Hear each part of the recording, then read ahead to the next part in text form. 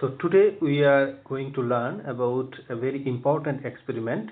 That one is extraction and isolation of caffeine from tea powder. Let us see these experiments. Aim and objective: to extract caffeine from tea powder using polar non-polar solvent extraction technique.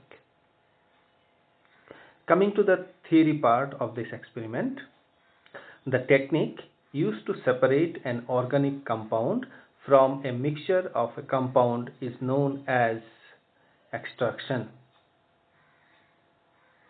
Extraction process selectively dissolve one or more of the mixture of compound into a suitable solvent.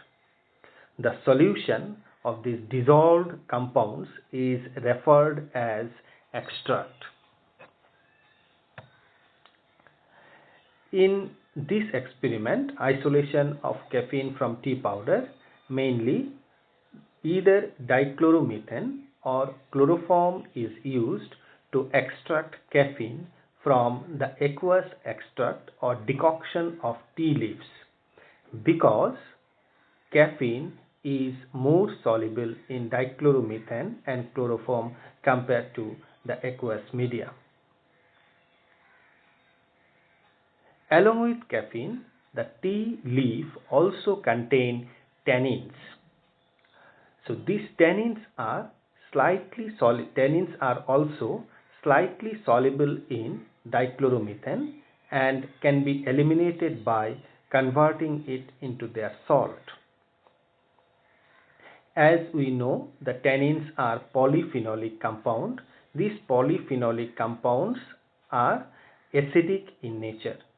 So in the solution, if we add base like sodium carbonate, then the acidic nature of tannin and the base will react with each other and form a salt. This salt is much more soluble in water, and hence they will present in maximum quantity in aqueous extract, and thereby we can separate out tannin from the aqueous extract of the tea leaf. As we know, the tea is used as one of the very famous beverages, because due to the presence of caffeine, it stimulates the nervous system, central nervous system.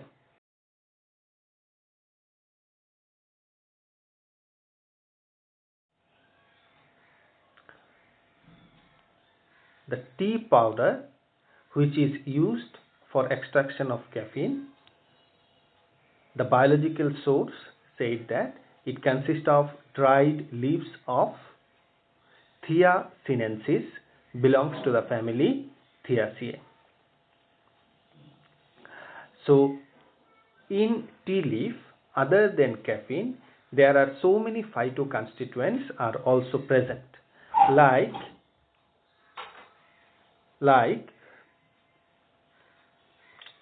tannins, chlorogenic acid, small amount of volatile oil, pigments like chlorophyll, and others.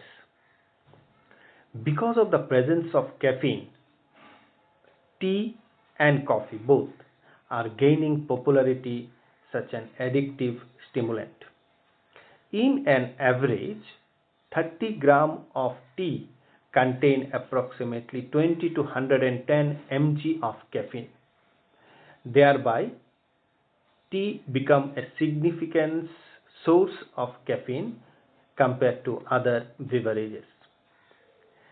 As I mentioned earlier, caffeine can stimulate central nervous system and cause relaxation of respiratory and cardiac muscle.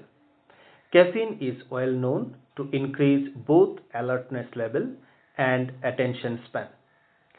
But like other addictives, tea also shows withdrawal symptoms like headache, nervousness, insomnia for a regular consuming person.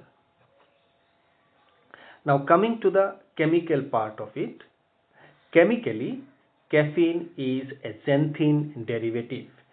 It is an alkaloid, it is a xanthine alkaloid. So the basic nucleus is purine base. So if we look at the structure of caffeine, chemically it is 1,3,7 trimethylxanthine. These are plant derived compound, and as they are alkaloid, they are nitrogen containing compound and present in heterocyclic nucleus. So even in minute quantity, the caffeine exert its pharmacological action.